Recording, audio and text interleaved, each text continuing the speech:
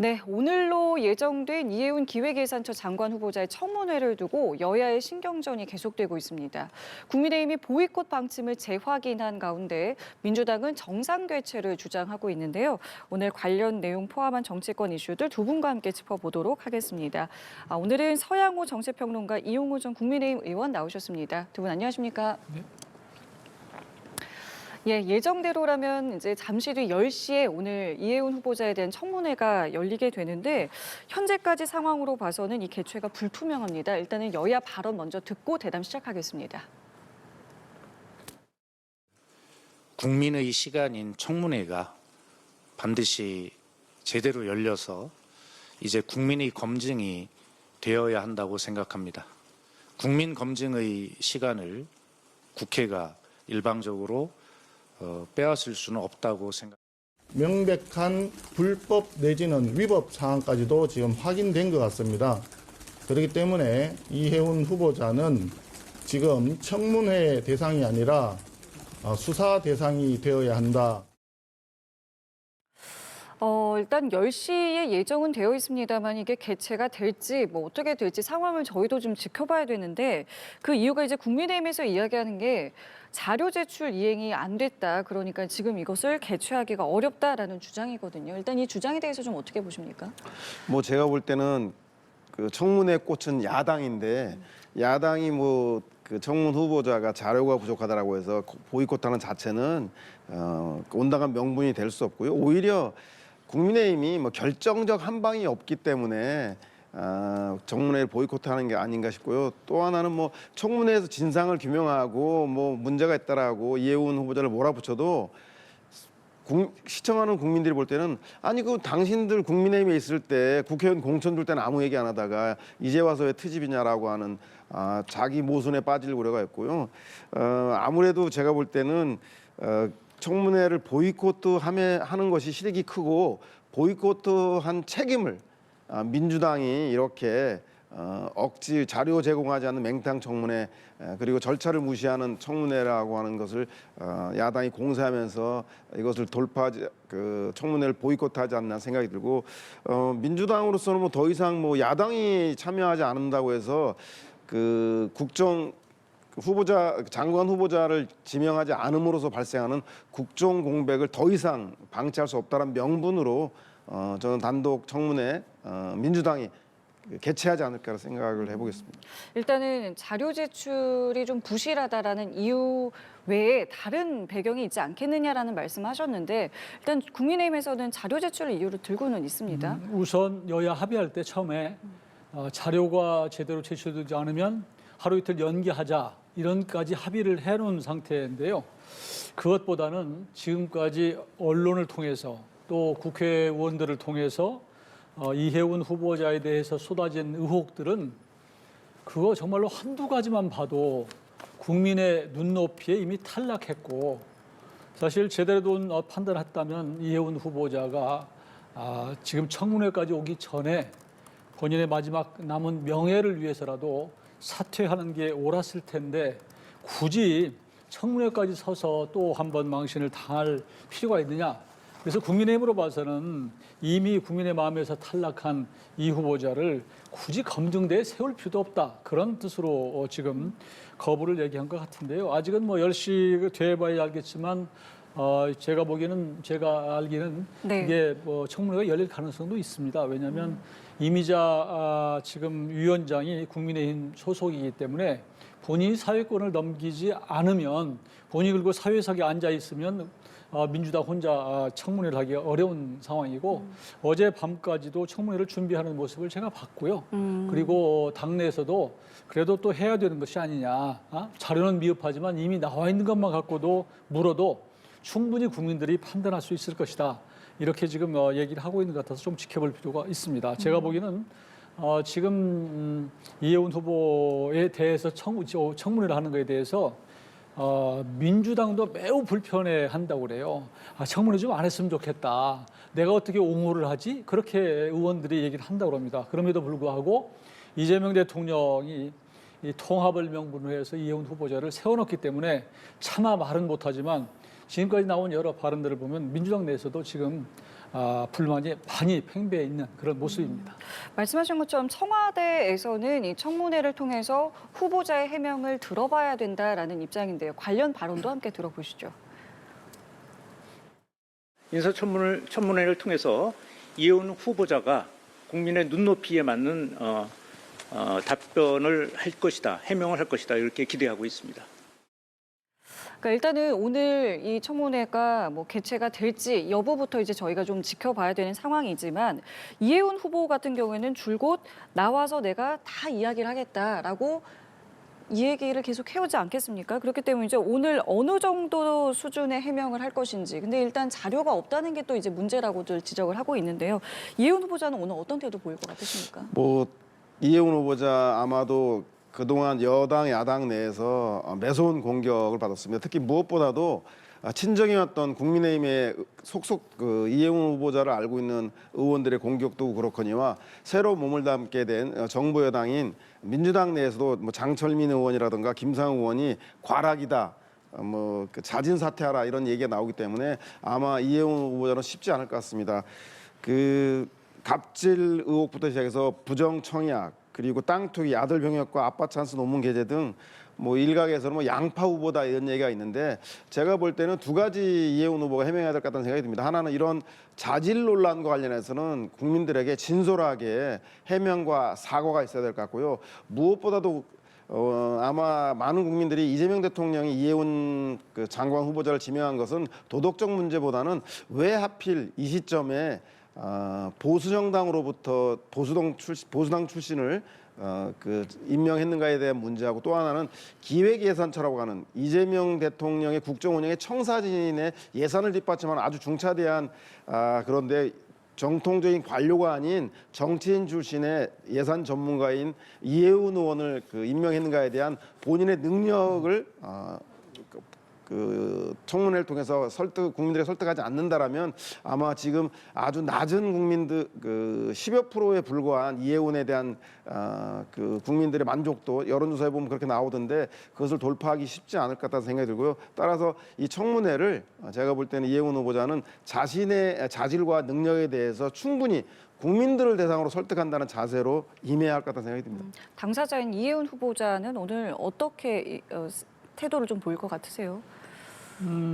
본인은 뭐 억울하다고 얘기하겠죠. 많이 물어보면 뭐 법적으로 문제가 없다 이런 식으로 얘기하겠지만 이미 보도된 내용만 갖고도 그 답변 들을 필요가 없을 정도로 국민들이 판단을 할 정도의 사안들이 많아요.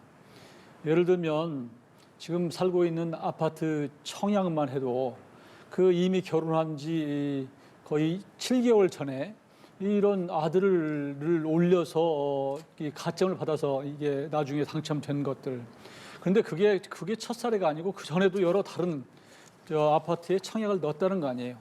그리고 나중에 또 국토부에서 조사를 하니까 또 다시 또 뭐 전입을 해가지고 그런 걸 피해가고 이런 것들을 보면 이건 아주 지능범이다. 국민들이 볼 때 요즘에 아파트 문제 그렇지 않아도 엄청나게 말들이 많고 값이 올라서 그러는데 이런 사람들이 이런 식으로 아파트를 사는구나. 그래서 부정 축제를 하는구나. 이렇게 생각을 하고 있고요. 또 천하람 의원이 지금 제기한 비망록에 보면 본인이 정치 자금을 받았는데 이게 경찰에서 입건하려고 그러니까 검찰에 로비를 하다시피 해가지고 당시에 윤석열 중앙지검장한테 최동욱 검사를 해서 전화를 하겠다는 거 아니에요? 이런 내용들이 속속들이 나와 있어요. 이거 조사하고 수사하면 법적으로 처벌받은 일이다. 이렇게 지금 그런 여러 가지 의혹을 받고 있고요. 제일 먼저 나왔던 것이 인터넷에 대한 정말로 폭언인데 저는 지금도 귀에 쟁쟁합니다. 막 야 하고 소리를 지르는 거 이때 저도 깜짝 놀랐는데요. 이런 거라든지 남의 귀한 자식을 갖다가 죽여버리겠다, 죽여버리고 싶다 이런 얘기를 한 것으로 그거 하나로 이미 국민들의 마음은 이미 버렸다는 생각이 들고 전문성 이런 것도요. 본인의 전문성을 세우려면 국정철학에 맞는 정부에 가서 했어야 되는데 지금 정반대 정부에 갖고 무슨 국정철학 전문성을 어떻게 발휘하겠다는 것인지 저는 지금 이해운 후보가 본인의 인생을 다 부정하고 장관 자리 하나 가지고 정말로 저렇게 불명예스럽게 되는 것이 매우 안타깝습니다. 알겠습니다. 이제 10시가 되면은 저희도 청문회장 이제 모습을 보여드리면서 오늘 청문회가 어떻게 될지를 좀 따라가면서 함께 여러분들과 보도록 하겠고요. 다음 주제로 좀 먼저 넘어가 보도록 하겠습니다. 당원 게시판 논란으로 제명 결정을 받은 국민의힘 한동훈 전 대표가 이와 관련해서 공식 사과 입장을 내놨는데요. 그 목소리 함께 들어보시죠. 상황이 여기까지 오게 된 것에 대해서 그리고 국민 여러분과 당원들께 걱정을 끼쳐드린 점에 대해서 당을 이끌었던 책임 있는 정치인으로서 송구한 마음입니다. 일단 첫 번째로 좀 드려보고 싶은 질문은 한 전 대표가 왜 사과를 했는가입니다. 왜 태도가 변했는가? 왜냐면은 당초에 이제 제명 결정 나왔을 때 많은 분들께서 한 전 대표가 사과를 하지 않을 수도 있다라는 관측을 하셨거든요. 좀 어떻게 보셨습니까? 글쎄요, 사과인지 아닌지 알쏭달쏭한데 예. 잘 아시겠지만 뭐 그 정치인으로서 책임을 지는 모습은 되게 좋은데 사과하면서 조작징계라든가 뭐 정치 보복이라고 규정을 명확히 내렸습니다. 그래서 이 사과가 내가 사과했으니까 장동혁 체제에서 윤리위원회에서 제명 결정한 것을 좀 봐주고 잔류해달라는 얘기인지 아니면 본인이 오랜 검사 생활 동안 몸에 밴 검사 동일체, 조직의 명령을 따라야 한다라고 하는 것을 끊어내고 이제 정말 정치인으로서 새롭게 뭐 탈당을 불사하고 나아가 신당 창당까지 하게 된 각오를 가지고 새로운 한동훈의 정치를 하려고 하는 결별의 선언인지 좀 알쏭달쏭한 사과문인데요. 그 두 가지 모두를 함의하고 있는 걸 보면 아직까지도 한동훈 대표는 전 대표는 정치인으로서의 좀 명확한 자기 메시지를 내는 데는 좀 부족한 게 아닌가. 그래서 한 사안에 대해서 양면에 대한 잔류할 것인가 탈당할 것인가를 좀 간을 보는 그런 식의 사과가 아닌가 싶어서 리더까지 당대표까지 했던 리더로서는 좀 미흡한 사과문이었다. 그래서 두 가지를 다 지금 함께 좀 보는 게 아닌가 생각이 듭니다. 사과인지 알쏭달쏭하다라고 말씀하셨는데 의원님은 좀 어떻게 들으셨습니까? 저도 뭐 지금 평한 그런 맥락에서 보지만 한동훈 전 대표의 스타일로 봐서는 본인은 크게 인심 쓰고 사과한 거죠. 그러나 듣는 사람이 과연 사과냐 그런 반문을 하게 만든 정말 좀 미흡한 사과라고 생각해요. 사과를 할 때는 누구한테 사과를 하는지 모르지만 당원들한테 했는지 모르지만 당원들이 그래도 그 사과가 진정성이 있다. 흡족하다 이렇게 마음을 갖게 만드는 사과를 했었으면 하는 아쉬움이 있어요. 그럼에도 불구하고 그런 대상도 그렇고 구체성 잠시만요. 잠시 저희 네. 지금 국회에서 이 시간 김병기 의원이 긴급 기자회견을 갖습니다. 그 내용 함께 보시겠습니다. 죄송합니다.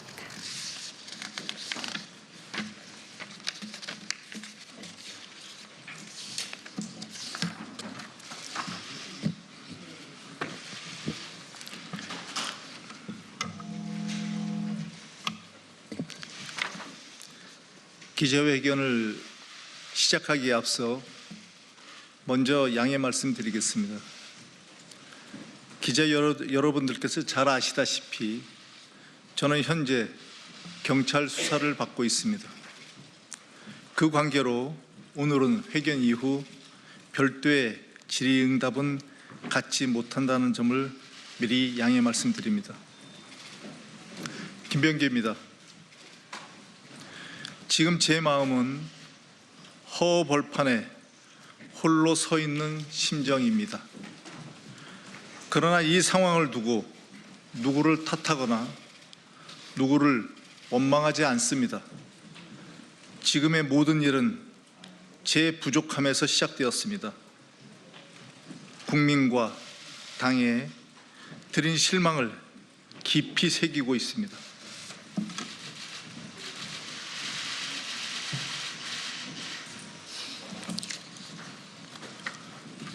그동안 저는 제명을 당하더라도 스스로 당을 떠나는 선택은 하지 않겠다고 말해왔습니다. 그 입장은 지금도 같습니다. 경찰 수사를 통해 확실하게 해명할 자신이 있기 때문입니다. 그러나 저로 인해서 당 안에 이견이 생기고 동료들에게 조금이라도 마음에 짐이 된다면 그 부담만큼은 제가 온전히 짊어지고 가야 한다고 생각했습니다. 그래서 저는 아직까지 윤리심판원의 결정문을 통보받지 못했지만 재심을 신청하지 않고 떠나겠습니다. 사랑하는 민주당에 간곡하게 부탁드립니다. 제가 재심을 신청하지 않은 상황에서 제명을 처분한다면 최고위원회의 결정으로 종결하는 방안을 검토해 주십시오. 굳이 의원총회 추인을 거치면서 선배, 동료, 후배 의원 여러분께 조금이라도 마음의 부담을 지우고 싶지 않습니다. 비록 지금 제가 억울하다고 느끼는 부분이 있다고 하더라도 사랑하는 동료 의원들께 같이 비를 맞아 달라고 말할 수는 없습니다. 아울러 언론에도 간곡히 말씀드립니다. 확인되지 않은 정황과 자극적인 추측이 덧붙여진 보도만큼은 부디 자제해 주시기를 간곡하게 요청드립니다. 경찰 수사는 이미 신속하게 진행되고 있습니다. 그 결과가 나올 때까지 차분히 지켜봐 주시기를 부탁드립니다. 의혹이 사실이 아님을 입증할 자료는 준비되어 있습니다.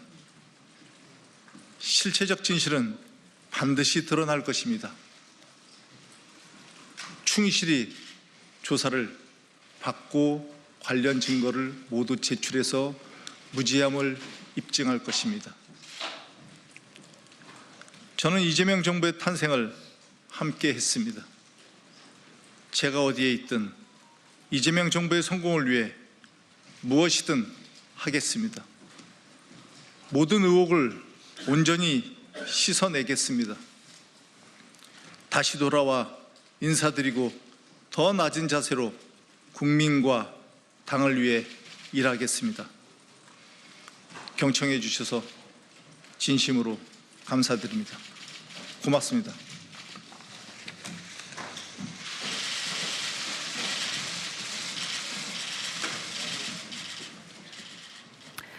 예, 김병기 의원이 긴급 기자회견을 했습니다. 이 긴급 기자회견은 결국 탈당 기자회견이었는데요. 당을 떠나겠다라고 밝혔고요. 재심도 신청하지 않겠다라고 밝혔습니다. 다만 남은 절차에 대해서는 의총을 거치지 않고 최고위에서 매듭을 지을 수 있게 해달라라고 부탁을 하기도 했는데요. 자, 김병기 의원이 갑작스럽게 이제 기자회견을 오늘 아침에 잡았고 저희도 이제 그 내용이 무엇인지를 지금 두 분과 함께 지켜봤는데 결국 탈당을 선택했습니다. 어떻게 좀 보셨습니까? 탈당인지 아니면 당 윤리감찰단의 제명 결정을 승복하겠다는 것인지 조금 더 좀 자세히 내용을 봐야 되겠는데요. 어찌됐든 김병기 원내대표의 거취 문제로 오랫동안 당에서 상당히 많은 어려움이 있었던 게 사실입니다.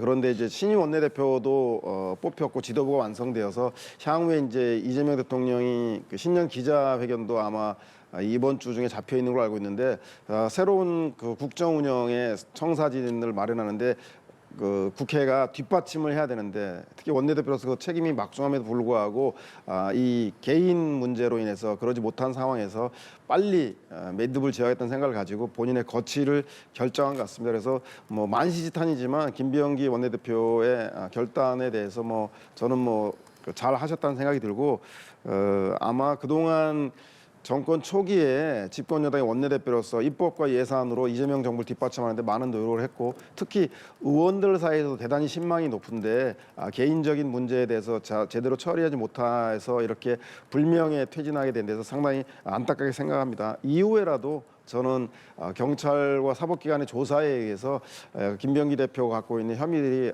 잘 소명되고 또 소명되지 않은 문제에 대해서는 김병기 원내대표가 감내할 그런 각오를 밝혔기 때문에 저는 이제는 김병기 대표의 전 원내대표를 둘러싼 갈등들이 이제 좀 수습 국면으로 들어가는 게 아닌가라는 생각이 듭니다.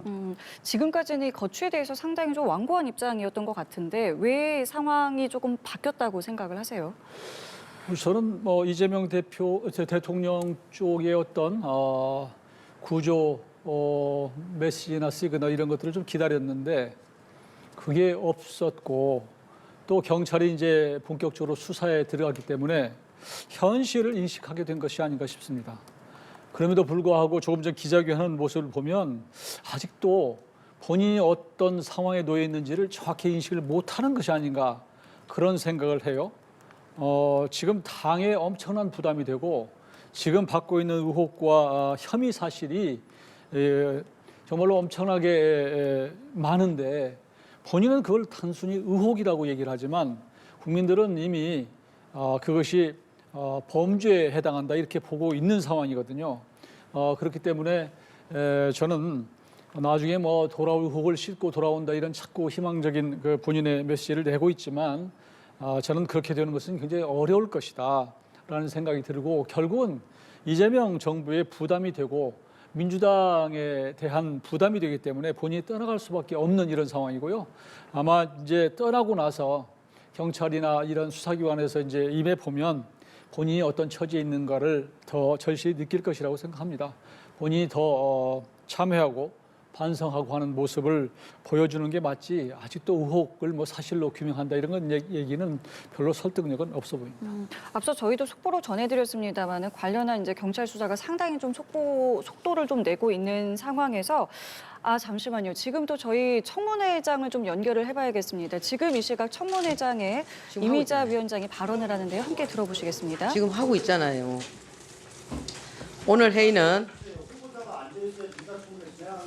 지금 하고 있지 않습니까? 왜 이러세요? 김영진 의원님, 국회의원 지금 삼선 의원 아니십니까? 지금 하고 있잖아요. 네? 자, 오늘 회의는 국회법 제52조 제3호에 따라 지난 1월 18일에 더불어민주당 정태호 간사님 등 13인으로부터 전체 회의 개회 요구가 있어서 열리게 되었습니다. 다만 위원님들도 아시다시피 위원회의 의사일정과 개회 일시는 국회법 제49조 2항에 따라 위원장이 간사와 협의하여 정하도록 규정하고 있습니다. 이해운 후보자 청문회와 관련하여 양당 간사 간 협의가 이루어지지 않았기 때문에 위원장으로서 청문회 관련 안건은 상정할 수 없다는 말씀을 드립니다. 오늘 회의와 관련해서 의사 진행을 발언하실 위원님 계시면 말씀해 주시기 바랍니다. 자, 우선 박홍근 위원님 3분 드리겠습니다. 위원장 왜 이렇게 위원회를 이따위로 운영을 하십니까? 지난주 화요일 날 여기 계신 분들과 함께 있는 자리에서 위원장이 방망이 두들기였어요. 네. 오늘 10시에 인사청문회 한다고. 그 이후에 간사 간에 협의가 있을 뿐입니다. 국회법에 따라서. 자료 제출이 부실하다고 해서 지금 계속 위원장님께서 본인이 방망이를 뚫어놓고 나서 그걸 스스로 부정하십니까? 그건 협의일 뿐이에요. 합의가 아니라. 합의는 우리 의결사항에 합의했던 것이죠. 그러면 당연히 오늘 인사청문회를 예정대로 후보자를 데려놓고 해야죠. 저희가 여당이라고 후보자에게 쏟아진 의혹을 두둔하거나 무조건 방어할 생각 없습니다.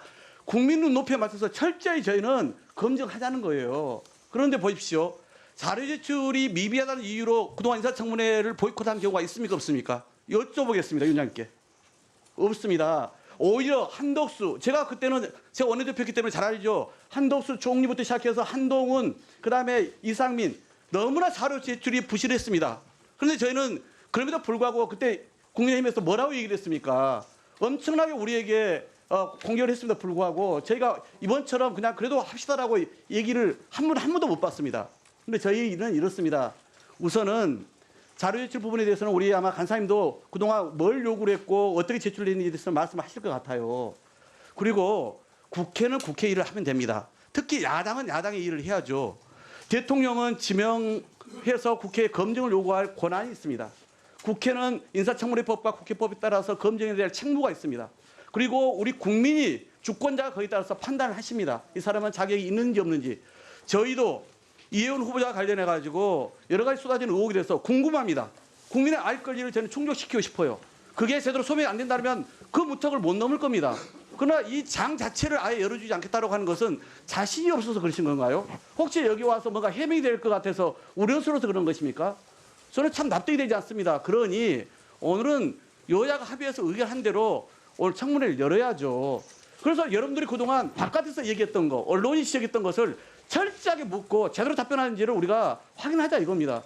왜 청문회 자체를 완전히 거부합니까? 바로 이 자리에서 지난주 화요일 날 우리가 의결했던 그 사항을 스스로 왜 뒤집는 것입니까? 자료 제출 문제 가지고 더 얘기하실 필요 없어요. 저는 그래서 이제는 국회는 국회 일을 하자. 국민의 눈높이에 맞춰서 특히 국무회의 될 자격이 되는지 안 되는지에 대해서 철저하게 따져 묻는 모습을 국민 앞에 보여주자. 그 문턱을 넘을지 안 넘을지는 본인이 이제 어떻게 해명하냐에 따라 달라지는 거고 이 청문회를 본 국민의 여론이 결정할 것입니다. 왜 그 기회 자체도 주지 않겠다는 것입니까? 저는 위원장님께서 먼저 우리 합의를 뒤집고 보이콧을 선언한 것, 그다음에 어제 재경윤 우리 국민의힘 의원님께서 그저께인가요? 하지 않겠다고 발표한 것 매우 유감스럽습니다. 어떻게 앞으로 우리 재경윤을 운영하려고 이렇게 일방적으로 자, 제가 박홍근 의원님께서 질의하신 부분에 대해서 위원장님께 물은 데 대해서 말씀드리겠습니다.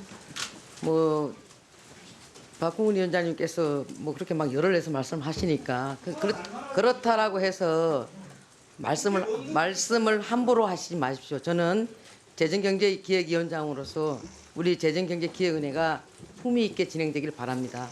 자, 우선 먼저 본 위원장으로서 지난번에 그렇게 얘기했던 부분은 어떻게 검증하겠다는 국회의원을 고발하겠다고 합니까? 후보자가 고발하겠다라고 하니까 이건 아니지 않습니까? 그래서 청문회 열 가치가 없다고 생각했습니다. 두 번째, 그리고 그 후에 했잖아요. 그 후에. 자, 그다음 두 번째, 자료 제출권에 대해서 말씀드리겠습니다. 이게 지난번 회의에서 의결했던 그 속기록입니다. 속기록에 보게 되면은 사실 1월 19일 날 오늘 그 양당 간사 간의 청문회 협의가 이루어지지 않고 합의에 이르지를 못했었어요.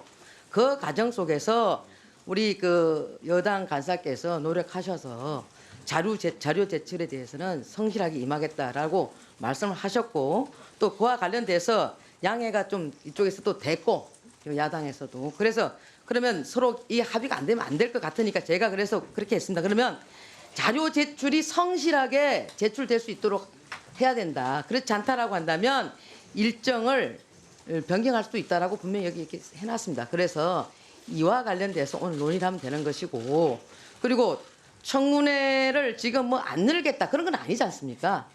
그냥 아까 말씀하신 대로 일단 검증하겠다는 국회의원을 고발한다라고 하니 제가 위원장으로서 그런 부분은 묵과할 수 없기 때문에 분명히 제가 그에 대해서 의사표현을 했던 것이고 또 어젠가요? 국민의힘 간사께서 거기에 대해서 인터뷰 해놓으신 내용이 있던데 거기에 대해서는 의사진행 반응을 통해서 한번 들어보겠습니다. 박성희 의원님, 하십시오. 상정이 안 됐지 않습니까? 제가 지금 상정을 안 했지 않습니까? 자, 박수영 간사님 하십시오. 박수영 간사님 하십시오. 예. 자, 박수영 간사님 얘기 좀 들어볼게요. 김영진 의원님, 제가 발언권 받았으니까 다른 상임위를 비판하는데 다른 상임위의 비판에 맞게끔 김인철 위원장이 지금 10개로 지금 위반하고 있어요. 자, 뭘 위반했는지 무슨 문제가 있는지는 나중에 차후에 과도하다고 비판하지 마세요. 그러니까 김영진 위원장님 의사진행 방해하지 마시고요. 자, 박수영 의원님, 예. 간사님 얘기하십시오. 예. 자, 농담에 얘기하세요. 국회 인사청문회에서 말씀드리겠습니다. 발언권 없고 하십시오. 국회 인사청문회는 언론과 다르다고 생각합니다. 다른 상임위원회 위원장에서 시간 좀 다시 한번. 조용히 하세요. 규칙을 지키고 해야죠. 김영진 위원장님 발언권 들어보세요. 얻어서 하세요. 들어보세요. 들어서 발언권 얻어서 양당 의사진행 간사간이 발언하세요. 합의가 되면 양당 간사간이 발언권 합의가 얻으세요. 되면 되니까 발언권 없고 의사진행 발언하세요. 왜 남의 발언을 자, 막습니까? 발언하십시오. 발언 기회를 왜 막아요? 발언하십시오. 해명이 필요합니다. 발언하십시오. 해명이 필요합니다. 안건 상정하면은 들어올 수 있습니다. 그러니까 지금까지 서로가 얘기하고 난 뒤에 서로 합의가 되면 되는 거예요. 걱정하지 마세요. 자, 하십시오. 예, 국회 인사청문회는 언론이 제기하는 의혹 제기와는 전 다르다고 생각합니다. 단순히 의혹 제기에 그치는 것이 아니라 제기된 의혹이 사실인지 아닌지 공식적으로 확인하는 자리여야 됩니다. 국회 인사청문위원들의 확인을 뒷받침하는 자료가 정부라든지 은행 등 공식적인 기관의 문서가 필요합니다. 자료 요구를 개인이 하는 것이 아니라 상임위 차원에서 안건으로 의견한 것도 그 이유 때문이라고 생각합니다. 오늘 자료 제출과 관련해서 인사청문회 처음부터 전제가 무너졌습니다. 여야는 15일 오후 5시까지 자료가 충실하게 안 오면은 일정 연기하겠다고 합의한 바가 있습니다. 애초에 자료 요구는 청문회 7일 전까지 해야 되기 때문에 오늘이 아니라 20일에 청문회를 열어야 했지만은 여당에서 반드시 자료를 제출하겠다고 약속을 해서 오늘 청문회를 열기로 한 겁니다. 근데 약속했던 15일 오후 5시까지 제출된 답변은 전체 15%에 불과했습니다. 버티기로 일관하던 후보자 측이 어제 저녁 9시가 다 돼서야 일부 추가 자료를 냈는데 생색내기에 불과한 부실투성이었습니다. 보좌진에 대한 고성과 갑질 의혹도 위중하지만은 청년들 분노를 유발하는 불법 증여, 로또 아파트 부정 청약, 기타 새 아들과 관련한 부모 찬스 등에 대해 후보자 측이 제출한 자료는 검증이 불가능한 수준이었습니다. 자, 제가 구체적으로 자료 말씀드리겠습니다. 2011년 배우자가 장남과 차남에게 증여한 현금에 대한 증여세를 가족이 대신 납부했다는 의혹을 받고 있는데 왜 금융거래 내역을 내지 않습니까?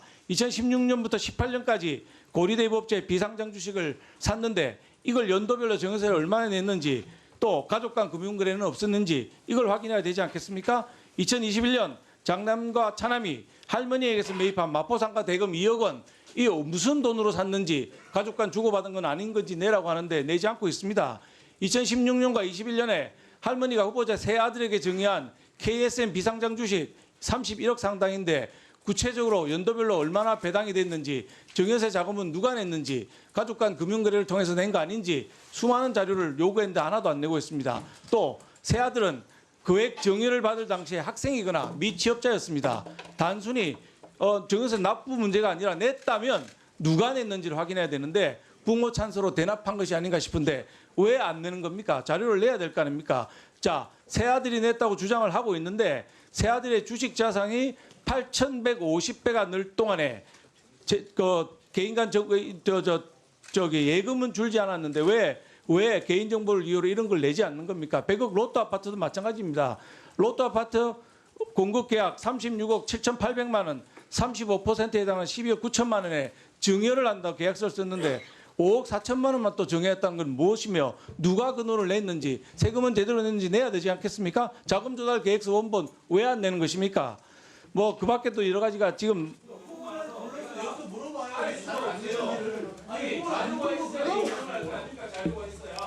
우리가 의혹만 제기하는 언론기관은 아니지 않습니까? 국회가 공식적인 자료를 낼 수 있는 자료를 왜 안 내는 겁니까?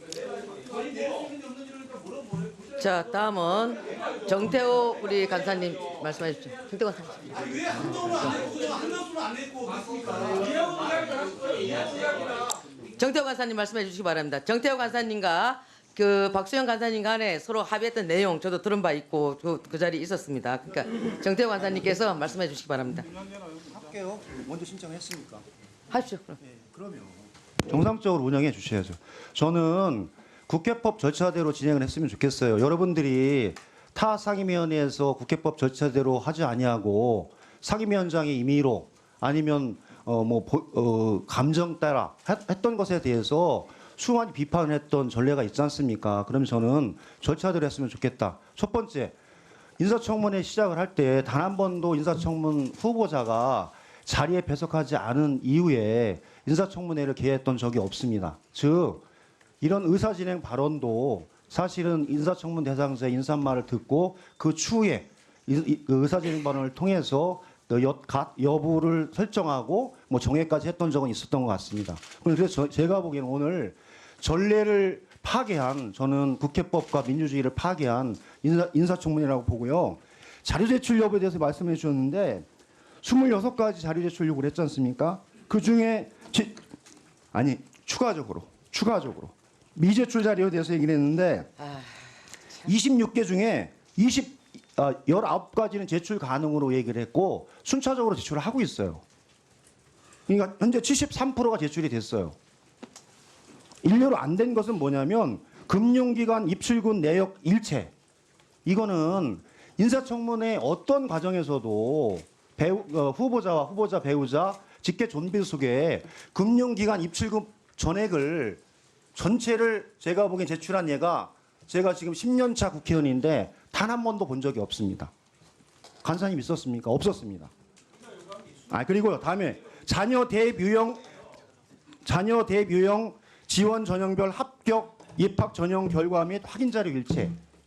이런 경우는 사실은 개인 정보에서도 대입 전형 자료를 그 심사와 내용에 대해서 국회에 제출했던 적이 단 한 번도 없습니다. 즉 국민의힘이 제출하지 않았다라는 내용의 대부분이 이런 겁니다. 한마디로 도저히 제출할 수 없는 개인 정보 그리고 대상자가 아니라 자녀들의 인격과 이것을 침해하는 행위이기 때문에 좀 가려서 자료 제출을 요구를 하고 청문회를 진행을 하면서 추가적으로 필요한 것이 있을 때는 제가 보기에 제출을 받아서 청문회를 계속했던 예가 전 기획재정회와 다른 상임위원회의 예였다. 그래서 제출할 수 없는 자료를 요청을 하면서 청문회를 거부하는 행위는 수용할 수 없다라고 봅니다. 두 번째는 이해운 후보자는 국민의힘에서 3번 공천을 받아서 서초구민들이 확인해 줬어요. 2번 공천을 받았어요. 저는 국민적인 검증과 내용들이 진행이 됐었고 그 후보자에 대해서 더불어민주당이 장관 후보자로 제청한 것에 대해서 저는 조금 더 심려 있게 고민해 주시고 국민통합과 같이 해나가는 방향에서 검토해 주길 부탁드리고 정상적으로 이해운 후보자가 이 자리에 나와서 청문회가 진행될. 네, 또 의사진행 발언하실 분 있습니까? 예, 박수민 의원님. 네, 위원장님. 국민적으로 반포 원 펜타스 청약이 부정 청약이냐, 이게 정상적인 청약이냐 관심이 많습니다. 근데 안타깝게도 원 펜타스 청약 점수를 어떻게 계산해서 냈는지 자료 도착하지 않았습니다. 그리고 원 펜타스 이게 80억 가까이 되는 아파트인데요. 35% 지분이 이해훈 후보자에게 양도되었습니다. 이걸 증여한 건지 양도한 건지 증여세 신고 내역 요청했는데 도착하지 않았습니다. 파악할 수가 없습니다. 질문할 수 없습니다. 그리고 자녀들이 초등학교 때 해외에 유학을 했는지에 대해서 논란이 있는 자료가 있는데 그래서 졸업을 어디서 했느냐, 졸업장 달라 그랬습니다. 초등학교 졸업장 도착하지 않았습니다. 그리고 지금 여기 화면에 좀 띄울 수 있는지 모르겠는데 이해훈 후보자의 공직에 대한 신념, 정책적 신념 파악하기 위해서 SNS를 좀 보고자 했습니다. 페이스북, 블로그, 유튜브. 지명 받자마자 전체 삭제했습니다. 예, 이 상태로 공직 후보자가 지금 3선 의원까지 하셨고 굉장히 그동안 많은 발언들을 했습니다. 예, 그런 부분에 대해서 일관성을 좀 체크하고자 했고, 자, 진영을 바꿔서 갔을 때 그것을 어떻게 소신을 유지하시고 펼치실지 좀 알고 싶었는데 SNS 전체를 봉쇄했습니다. 예, 심각히 항의드립니다. 이 점 교정해 주시고 그래야 검증 가능하다고 생각합니다. 이상입니다. 예, 정일영 의원님. 네, 정일영 의원입니다. 저는 오늘 인사청문회가 조금 조건 부대적인 의견 붙었지만 오늘 인사청문회가 개최되는 걸로 우리 의원회에서 의결됐지 않습니까? 근데 위원장님이나 또 우리 국민의힘에서 오늘 인사청문회를 이렇게 보이콧하고 안 하시. 예, 현재까지 좀 상황을 좀 설명을 다시 한번 드리겠습니다. 일단은 보신 것처럼 이미자 대경위원장이 청문회 관련 안건을 상정할 수 없다라고 발언을 했습니다. 쉽게 말해서 청문회가 아직 열린 게 아닙니다. 때문에 지금 이해훈 후보자도 저곳에 들어오지 않은 상황이고요. 이후에는 지금 의사진행 발언이 이어지고 있는데 상당히 고성이 오가기도 했고요. 앞서 저희가 이야기했던 것처럼 국민의힘에서는 자료를 제출하지 않았으니까 질문이 불가능하다라는 입장을 계속해서 보이고 있고 민주당에서는 이런 경우가 없다. 일단은 검증을 하자라고 지금 이야기를 하고 있습니다. 글쎄요. 안건을 아예 상정조차 하지 않은 현재까지의 상황 좀 어떻게 보셨습니까? 제가 볼 때 민주당 의원들이 예. 청문회 하자라고 막 호소를 하고 네. 국민의힘은 청문회를 안 하겠다고 하는데 청문회장이 아닌 화장실에서는 좀 민주당은 웃고 있을 것 같아요. 원래 청문회 자체가 이해운 후보자에 대한 자질과 능력을 검증하는 자리여서 사실 야당 의원들이 준비가 부족한 대로 적극적으로 공세를 해서 부적격 후보임을 밝혀내고 또 여당은 그것에 대해서 엄호하고 해야 되는데 청문회 자체가 열리지 않게 되면 이 청문회가 이해운 후보자의 의혹에 대한 쟁점이 청문회의 핵심 이슈였다가 이제는 청문회를 보이콧한 야당의 무책임한 행태에 대한 거로 논점이 바뀌게 됩니다. 그래서 국민의힘으로서 얻을 게 별로 없고요. 특히 민주당은 화장실에서 웃고 있다는 이유가 뭐냐면 청문회가 부실하게 되면 될수록 청문회에서 끝난 이후에 이해운 후보자가 임명될 가능성이 매우 높습니다. 임명되면 말씀드린 대로 국민통합인사라던가 그리고 적재적소 인사에 대해서 인사가 옳았다라는 걸 입증할 수 있는 거고 만약에 국민 여론이 나빠서 고심 끝에 되지 않더라도 보수 인사를 영입함에 따라서 국민의힘 내에 거의 이후에 제2, 제3의 이해운을 영입해 올 수 있다라고 하는 폭탄이 그래서 보수 진영을 균열시켰기 때문에 민주당으로서는 잃을 게 손해볼 게 없는 그런 형국이기 때문에 제가 볼 때는 민주당은 청문회장에서는 소리 지르고 있지만 청문회 밖에 화장실에서 웃고 있지 않을까 그런 생각이 듭니다. 그러니까 사실은 지금 적격 부적격을 따져도 부족한 시간인데 청문회를 연이 많이로 지금 시간을 끄는 것은 사실 민주당 입장에서는 잃을 게 없다, 나쁘지 않다라는 말씀이신데 국민의 입장에서는 어떤 겁니까? 민주당이 잃을 게 없는 건 아니죠. 저런 후보자를 내놓고 또 청문회를 열어서 또 나중에 임명하자 거기에 동의할 겁니까? 제가 보기에는 민주당 내에서도 거의 이해운 후보자는 거의 버린 카드처럼 돼 있거든요. 그럼에도 불구하고 대통령실에서 원하니까 할 수 없이 해준다 이런 분위기 정도이지 지금 이해운 후보를 아마 청문회가 오후에 열릴지는 모르겠는데 네. 열려도 민주당에서 그런 여러 가지 의혹에 대해서 감싸고 나오기는 좀 어려울 것이다 저는 그렇게 보고 있고요. 지금 논란이 되는 것은 자료 제출을 안 했다는 거 아니에요? 네. 조금 전에 보니까 15%만 냈다 이런 얘기를 하고 있는데 자료를 안 낸다고 하는 것은 안 내는 게 아니라 못 내는 거예요. 그러니까 뭔가 약점이 있으니까 자료를 내면 또 그거 가지고 문제가 생길 것 같으니까 안 내는 것이다. 그래서 자료 제출이 그만큼 부실하다는 것은 그만큼 흠결이 많다 이런 말씀을 드리고 싶고요. 지금 이미자 원래는 이 청문회를 아예 거부하자 이런 얘기를 했었는데 이미자 지금 위원장이 위원장석에 앉아서 회의를 주재하는 바람에 민주당이 처음에 생각했던 민주당 단독으로 청문하자 이게 지금 시나리오가 깨진 거거든요.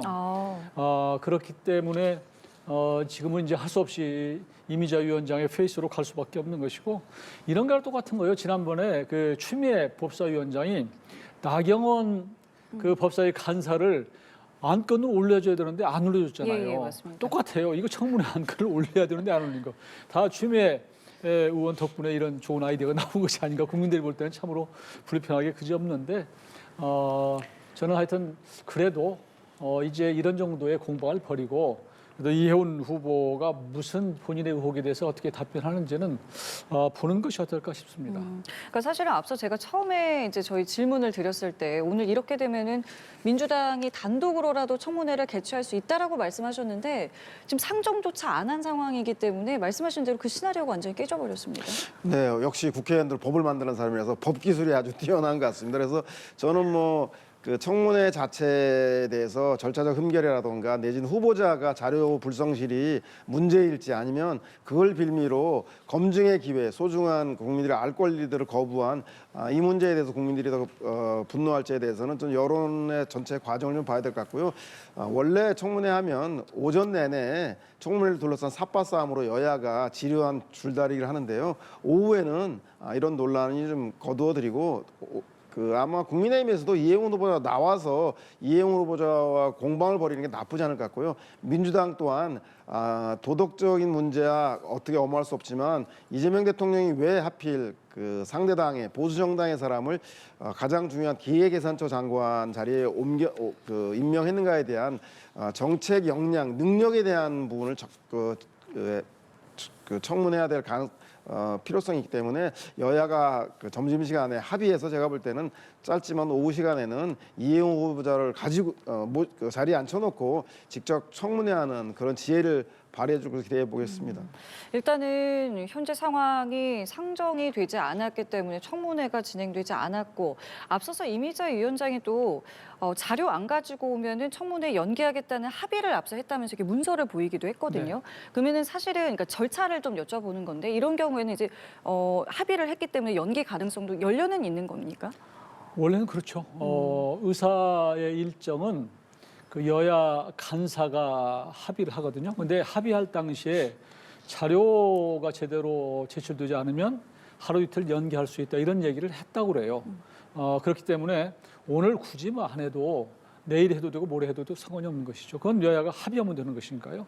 그런 차원에서 지금 얘기를 하는 것 같고 그리고 이제 이해운 후보자의 이제 태도의 문제인데 아마 그 비망록 관련해서 정치자금 관련해서 본인이 억울한 생각을 얘기할 때 수사라도 하고 싶다 이런 얘기가 예. 아마 국회의원을 고소 고발을 예, 예. 하고 싶다 이런 얘기로 이제 아마 된 것 같은데 이것은 어떤 경우에도 공직 후보로 가는 사람의 입장에서 자기를 검증하는 사람을 고소고발 운운하는 것은 적절치 않다. 이것은 어차피 국회의원은 국민을 대신해서 묻고 따지는 것이잖아요. 근데 그것을 그 대상이 그렇게 얘기하는 것은 도를 넘은 것이다. 그래서 아마 감정적으로 그런 것 같고요. 서로 지금 이해운 후보자에 대해서는 민주당 내에서도 지금 뭐 김어준 같은 사람도 웬만하면 이재명 대통령의 뜻을 따라주고 싶은데 왜 하필 이해운이야? 이런 당내 의견이 분분하다 이런 얘기가 있고 또 김태년 의원 같은 경우에도 이게 뭐 서로 통합을 하려고 그랬는데 이해운 후보자가 통합에 걸림돌이 되게 생겼다 이렇게 얘기하는 공공연하게 지금 함유규정을 내렸는데도 불구하고 나오는 것이 지금 있기 때문에 청문회를 해도 그게 적격으로 하기는 매우 어려운 상황이 됐다. 그래서 여야 간에 이제 의사일정 합의를 해서 오후에라도 하거나 아니면 뭐 미진하면 내일이라도 할 수 있는 거 아닌가 이렇게 생각합니다. 알겠습니다. 지금 저희가 청문회 실시간 상황 좀 영상으로 계속 보여드리고 있는데요. 일단은 현재까지는 의사진행 발언이 계속 이어지고 있기 때문에 조금 더 움직이는 소식이 있으면 바로 현장을 물려서 그 내용을 다시 한번 좀 짚어보도록 하겠고요.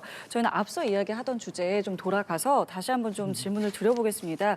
제가 이거 한 전 대표의 사과 어떻게 들었는지를 좀 여쭤보고 있었던 차였는데 그 부분 좀 마무리 듣겠습니다. 사과는 사과인데 좀 미흡한 사과였던 것 같고요. 그런데 이제 대부분 검찰 출신들은 본인의 무언가 사과를 하고 본인의 무슨 과오를 이렇게 인정하는 것에 굉장히 어려워하고 인색해요. 그게 제가 보니까 윤석열 전 대통령도 그렇게 주위에서 국민들 생각해서 좀 사과하라라고 해도 안 하더라고요. 근데 한동훈 지금 전 대표도 비슷한 분이다 이런 생각이 들고 또 사과를 할 때는 사과만을 얘기해야 되는데 왜 조건을 겁니까? 뒤에 무슨 뭐 조작이네, 정치 보복이네 이런 얘기를 걸어서 본인은 또 뒷문을 열어놓는 사과여서 이런 것들이 당원들한테 조금 미흡하기는 하다. 그런 평을 하고 싶은데요. 그럼에도 불구하고 일단 운은 뗐으니까 예. 지금 당내에서 이 문제를 단계 문제든 뭐 이런 문제를 좀 정치적으로 풀어달라 이런 요구가 많습니다. 그렇기 때문에 할 수 없이 지금 한동훈 전 대표도 거기에 응했던 것 같고 그러면 이런 말 있잖아요. 싸움은 말리고 흥정은 붙여라. 그러는데 요즘의 당내 분위기 보면 싸움을 붙여요. 한동훈 전 대표 주변에도 몇몇 인사들이 계속 장동혁 대표를 조롱하고 또 뭐 이렇게 모욕하고 이런 글들을 많이 쓰고 그러니까 그러다 보니까 이게 뭐 선당 우사가 아니라 선한 후당 이런 모습을 보인단 말이에요. 마찬가지로 또 그렇게 되면 또 장동혁 대표 주변 사람들이 가만히 있습니까?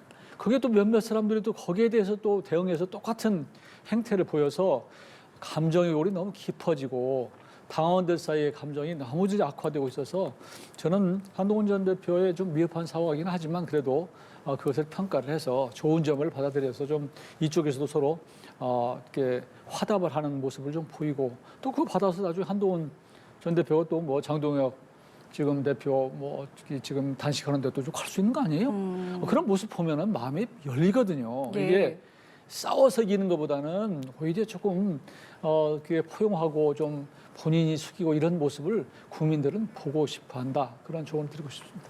그러니까 지금 말씀하신 것처럼 겨우겨우 한 발씩은 좀 내디딘 것 같은데 아직 뭐 단계 문제가 그렇다고 해서 끝난 것도 아니고 이제부터가 사실 또 어떻게 보면 또 굉장히 중요한데 한 전 대표의 그 입장문 사과문을 보면은 어쨌든 이 부분에 있어서는 이제 억울하다라는 거잖아요. 근데 지금 지도부에서는 공개 검증해보자라는 제안을 했고 한 전 대표 측에서는 이 부분에 대해서는 또 거절을 하고 있는 상황이기 때문에 그럼 이 단계 문제는 지금 어떻게 풀어가야 된다고 생각을 하십니까? 사실 뭐 제가 볼 땐 그 단계 문제는 구실이고 예. 사실상 국민의힘 내에서 죽느냐 사느냐 권력 투쟁에 돌입한 게 아닌가 생각이 듭니다. 좀 장동혁 대표는 그 국민의힘의 그동안 권력 투쟁의 역사에서 많은 걸 배웠던 것 같아요.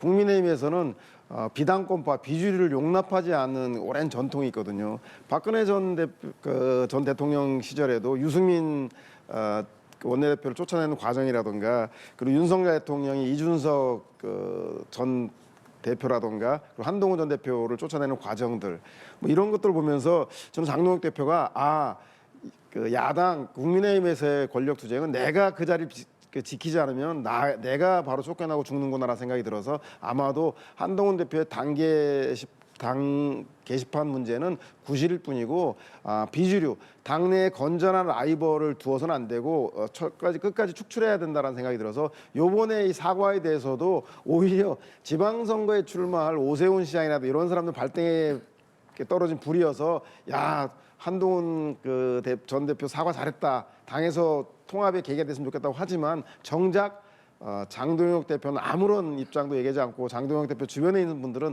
이것을 오히려 비난하는 이게 사과냐라고 비난하는 걸 보면 결국은 뭐 전 장동혁 대표 그 체제 내에서는 이 문제를 봉합하고 화합하기보다는 결국은 한동훈 찍어내기로 귀결되지 않을까 그것이 뭐 좀 보여지는 장면인 것 같습니다. 말씀하신 대로 한 전 대표가 입장을 내놓은 이후에 장동혁 대표는 특별하게 지금 뭐 여기에 대해서 언급을 하지 않고 있는데 화답을 하면 좋겠다고 앞서 말씀을 해주셨잖아요. 근데 여기서 지금 장동혁 대표가 뭐를 할 수 있을 것이며 어떻게 할 것 같으신지도 궁금합니다. 저는 우선은 지금은 이제 그 특검, 쌍특검을 요구하는 단식을 하고 있기 때문에 당내 문제에 대해서 언급하는 것은 직접 언급하는 것은 조금은 부차적인 문제인 상황이에요. 정치 상황을 보면. 예. 그러나 이제 한동훈 전 대표가 어느 정도의 그 정치적 메시지를 조금 냈기 때문에 본인이 내지 않더라도 그 주변의 인사들이 조금 거기에 화답하는 듯한 적어도 어떤 메시지를 내는 것이 중요하다고 생각을 합니다.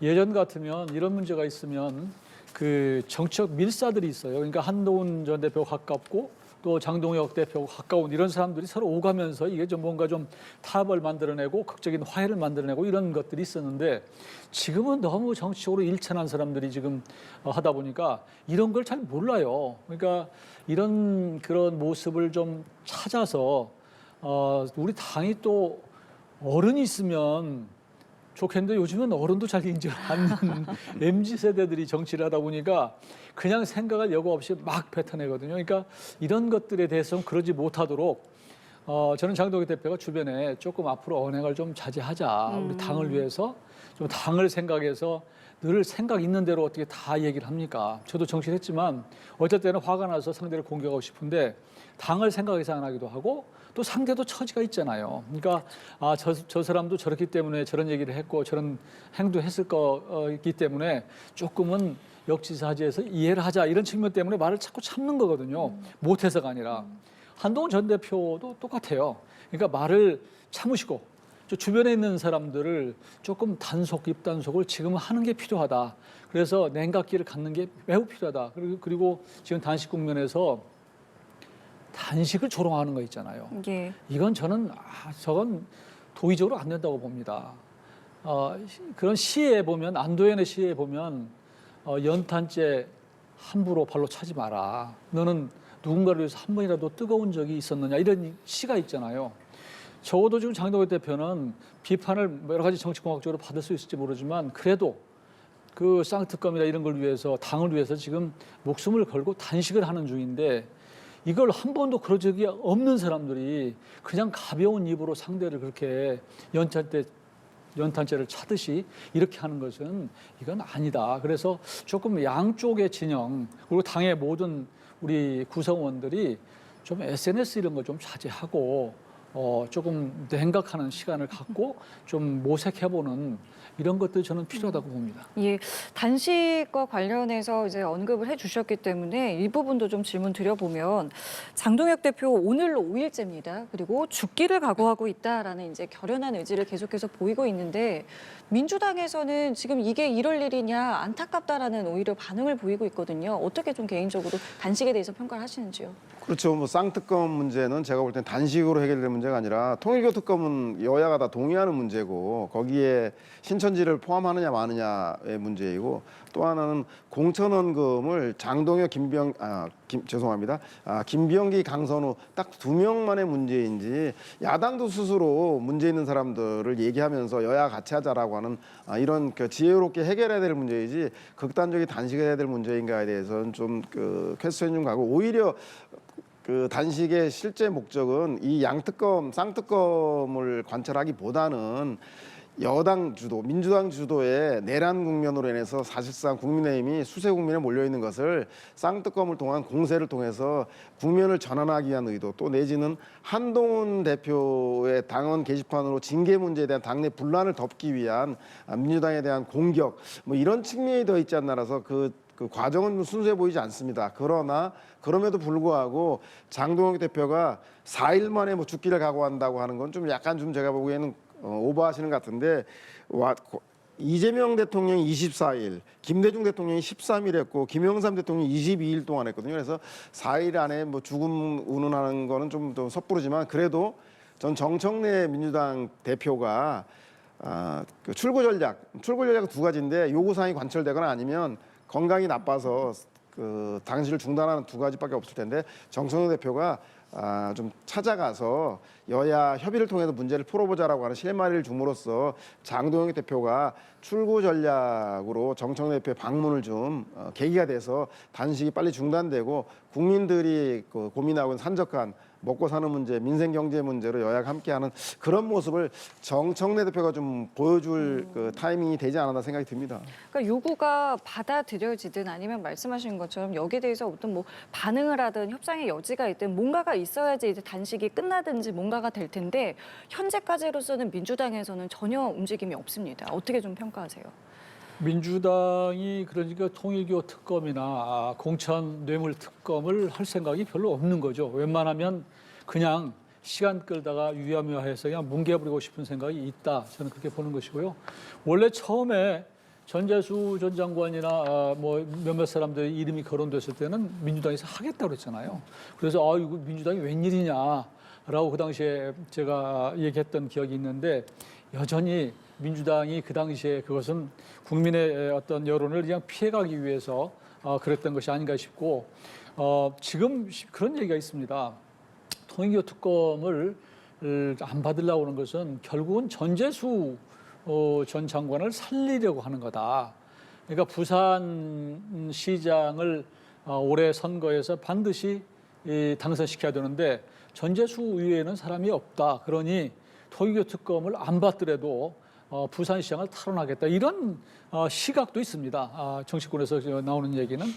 그렇기 때문에 지금은 예전에 지금 돌아가 봐서 조금 전에 말씀하셨지만 이재명 지금 대통령이 당대표 시절에 24일간 단식을 했는데요. 그 당시에 얼마나 말이 많았습니까? 24시간 출퇴근을 하냐? 무슨 뭘 영양제를 먹냐? 무슨 뭐 되면은 사무실로 돌아가냐? 이렇게 말들이 많았는데 24시간 정말 물만 마시고 있으면 살기가 어렵죠. 근데 살아있는 거 보면 이게 아닌 거 아닌가 이런 생각도 들기도 하고 어제 제가 단식 현장에 잠깐 들렀었는데요. 예. 일체 물 외에는 안 마시고 소금도 제대로 못 마시는 정도의 상황이고 아마 주변에서는 이렇게 하면은 정말로 문제가 생긴다. 그러니 수액이라도 좀 맞아야 되는 거 아니야 하는데도 아마 단호히 거절하고 있는 그런 상황인데 이런 상황은 본인의 정말 목숨을 걸고 생명을 걸고 하는 그것은 좀 인정해 줄 필요가 있다.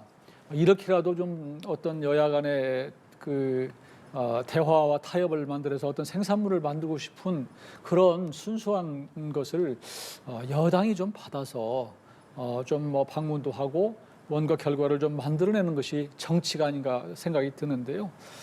저는 그런 차원에서 새로운 또 청와대 정무수석도 이번에 임명되는 것 같고 또 정청래 대표도 거대 여당의 집권 여당의 대표로서 이럴 때 큰 모습을 보이는 게 본인도 뭐 보니까 정치적 욕심이 매우 많은 것 같은데 이럴 때 한 단계씩 성숙할 수 있다. 저는 그렇게 조언합니다. 알겠습니다. 자, 그리고 앞서 저희가 이제 김병기 의원이 당을 떠나겠다라고 한 긴급 기자회견을 함께 보셨고 경찰에서도 이 공천원금과 관련해서 굉장히 좀 속도를 내면서 지금 조사를 하고 있습니다. 내일은 강선우 의원의 이제 조사도 있겠는데 일단 저희 연합뉴스 TV에서 취재를 해본 결과요.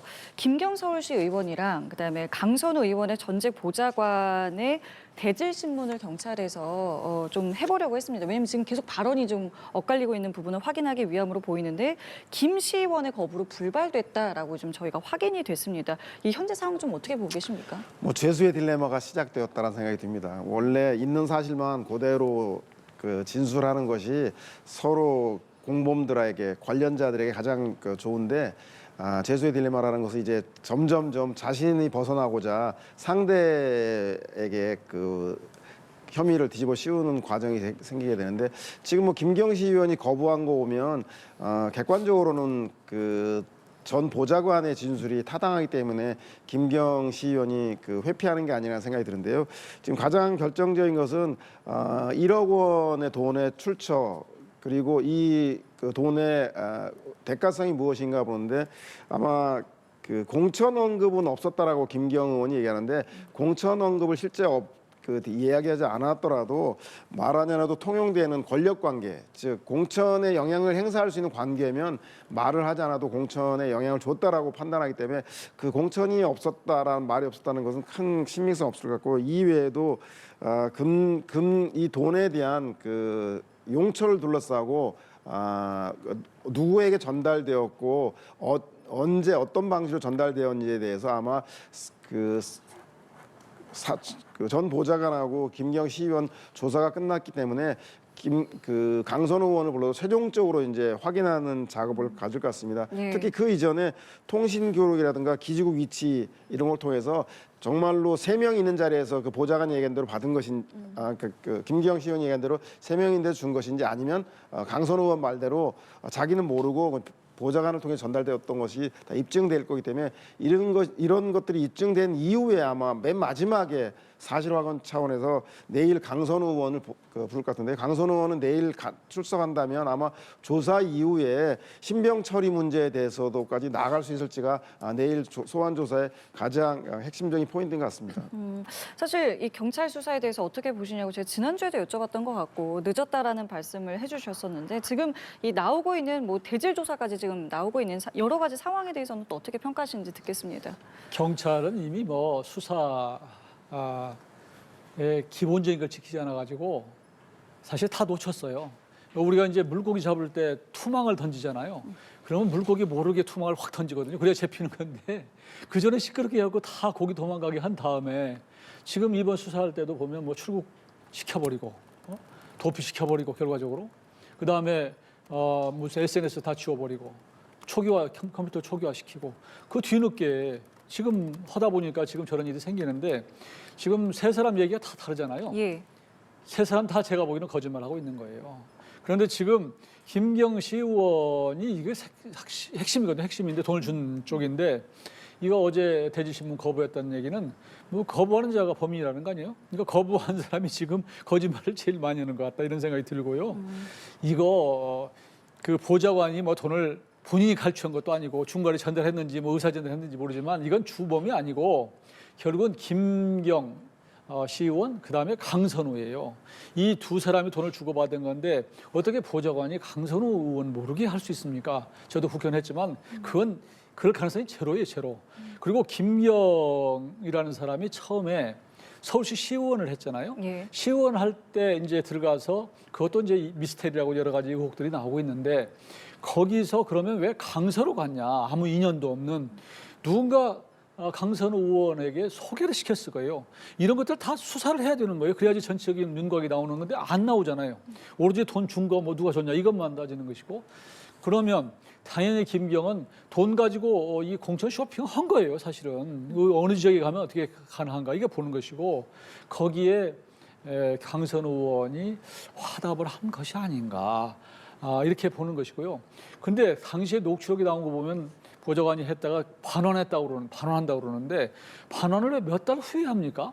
지금 김경 시의원은 몇 달 후에 받았다는 거 아니에요? 근데 몇 달 후에 아무 일도 없는데 왜 반환을 하죠? 저거 미스테리예요, 적어도. 저는 제 생각인데 그때 즉시 반환 안 했으면 아마 최근에 문제되고 나니까 반환한 거 아닌가? 이런 합리적 의심을 하게 됩니다. 경찰이요, 이 사건 전모를 파헤치려면 사실은 이 김경이라는 사람의 모든 것을 압수수색하고 의심갈 만한 처음부터 끝까지 다 조사를 해야지 전모가 나온다. 저는 그렇게 봅니다. 알겠습니다. 오늘 두 분과는 여기까지 함께하도록 하겠습니다. 지금까지 서양호 정치평론가 이용호 전 국민의힘 의원과 함께했습니다. 두 분 감사합니다.